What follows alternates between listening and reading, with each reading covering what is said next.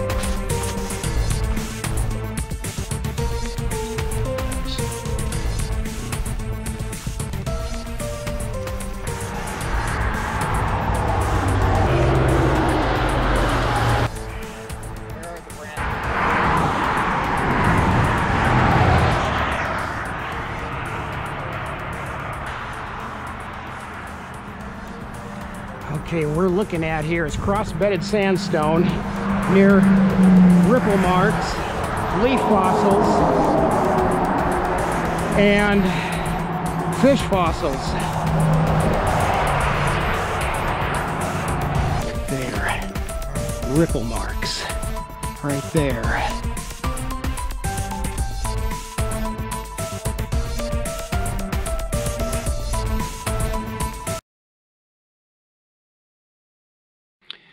Okay, this is really amazing. Here I am on the old Blewett Pass Highway, Highway 97, and here we have represented the Teanaway basalt flow right here that you're looking at. And then we go down here a little ways, and then we have what some secular scientists would say is a riverbed, that this here is river rock, which it is not. This here is a catastrophe, which you're looking at right here. This is a mud flow deposit. And then we move on a little further, and then we have sandstone. So what do we make of this? So we have sandstone, we have a flood deposit, which some people call a riverbed deposit, and then over here we have the Teanaway basalt flow. So in other words, what's happened here is that all these layers at one time were horizontal, and then an event took place, and this would be towards the end of the flood when the mountains rose up and these layers went vertical. That's what we're seeing here. This is why we can measure the depth of these layers and say, okay, the Teanaway basalt flow is 5,000 feet deep.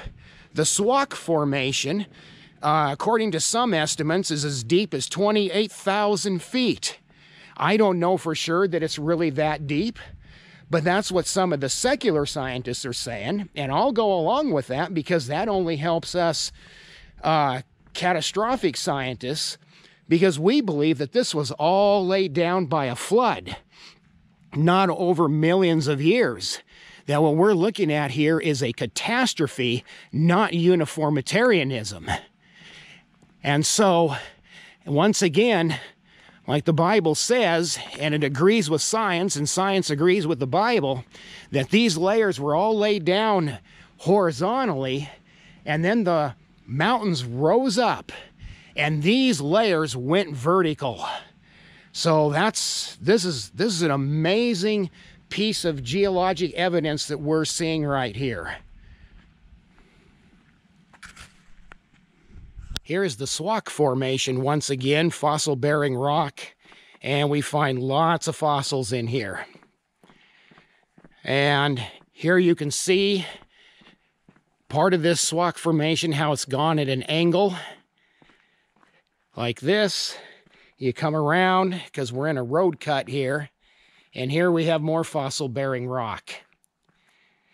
And I've been following this formation for almost a mile. And it's all vertical. And I'm seeing some amazing fossils here. And it's blowing me away right now.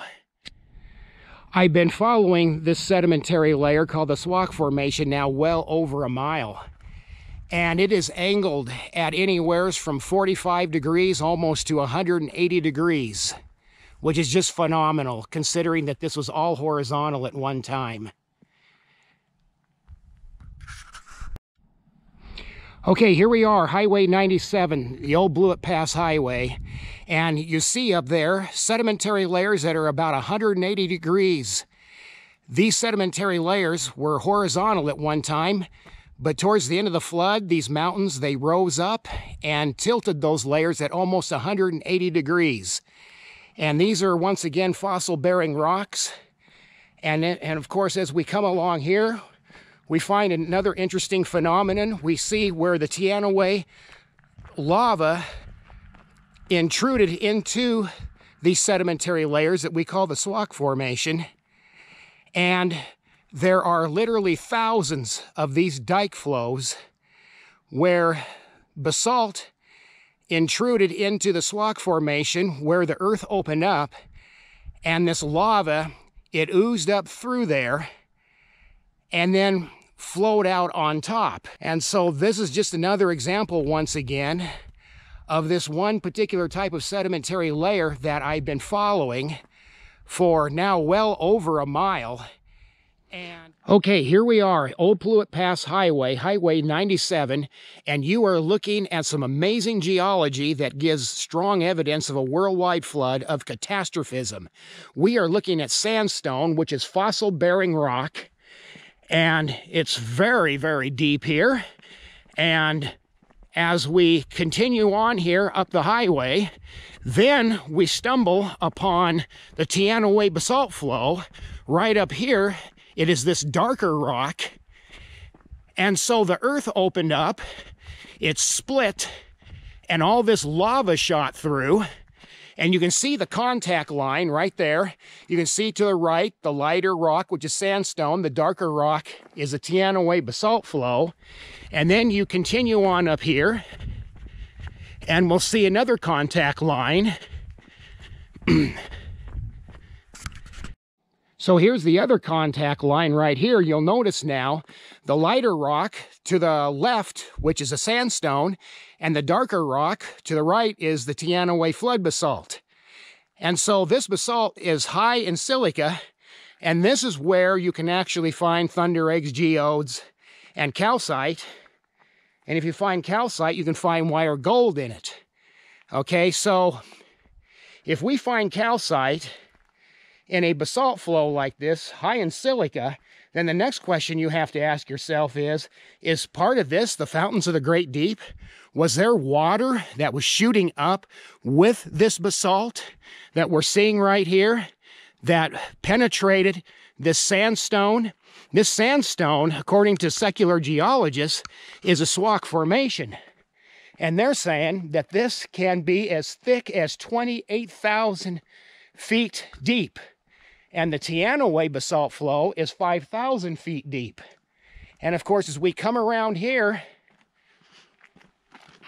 you see that the sandstone continues on around the bend.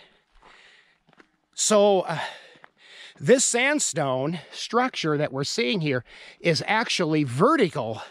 It is not horizontal, which is really important to our study here.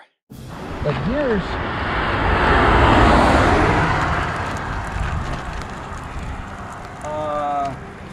I can, let's see, what is that? Well, I can see plant fossils at more than one location here. You can see black in this crevice sticking out. There's both a mostly black thin strip that goes upwards and at an angle it's not straight. And then there's a few spots where the lines are exposed on the underside of layers that are there. all that is I believe all that is plant fossils. I know the color on the underside of the layers are. You know, there's a good number of plant fossils throughout these layers. All this dark here is carbon material and pieces of leaves from plants, of course. You can see it. A lot was going on, you know, throughout these layers. I don't know if you can see that, but yeah, looks like water bottom twigs and stuff. right, twigs and leaves, and there are plenty of bigger branches and even tree trunks in these layers. Okay, here we are at Lions Rock, and we are at over 6,000 feet elevation. And across the valley over here, we have the Columbia River basalt flows. Now, according to secular scientists, there is 300 different lava flows that make up the Columbia River basalt flows. Now, this basalt flow that we're seeing right here, specifically, is the Grand Ronde basalt flow. So it started in eastern Washington, eastern northern part of Oregon, and it flowed all this way and stopped right here. Now you think about it, if there was 300 different lava flows in an 11 million year period, according to the secular scientists, where the basalt flows started 17 million years ago and stopped 6 million years ago, then that would mean that there would be 36,000 years between each basalt flow. Now, if there was 36,000 years between each basalt flow, don't you think there would be some erosion marks between each flow? But there isn't. They are laid down like pancakes. Now, as we walk over here, we notice across the valley, we have the Mount Stewart mountain range, which is a batholith. Okay? Also, across this canyon here, we also have the Teanaway basalt flows, which wire gold came from, and the famous Ellensburg blue agate.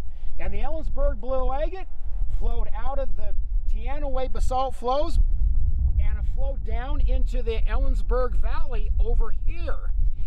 Now, the interesting thing about the Teanaway basalt flows compared to the Columbia River basalt flows is that the Teanaway, they were a lot thicker, had more silica in it, and that's why across the valley we find thunder eggs, we find geodes, and we find the Ellensburg blue agate. Because the Teanaway basalt flow had more silica in it, and so another catastrophic event came along, carved out all of this valley right here, exposed the Ellensburg blue agate, and caused the Ellensburg blue agate to flow out into the Ellensburg Valley. Now, the Ellensburg blue agate is considered to be a gem according to some experts, and it is anywhere between a 7 and an 8 on the Mohs hardness scale. The other amazing thing about what we're looking at here is that wire gold came out of the Teanaway basalt flows. There's very few places in the world where you ever find wire gold, and we find it out here in the valley. Also, down in the valley here, and I'm going to show you these places, we also have the Swauk Formation. Now, this is really cool because down here in the valley, we see sandstone pillars, which is part of the Swauk Formation, and they're down there in the valley. You can hardly see them, so the point is that there could not have been an ice flow that had come through here and carved out this valley like some secular scientists claim, because if there had been a sheet of ice that had come through here, it would have wiped out these sandstone pillars. So to me, it makes more sense that water would have carved this area out.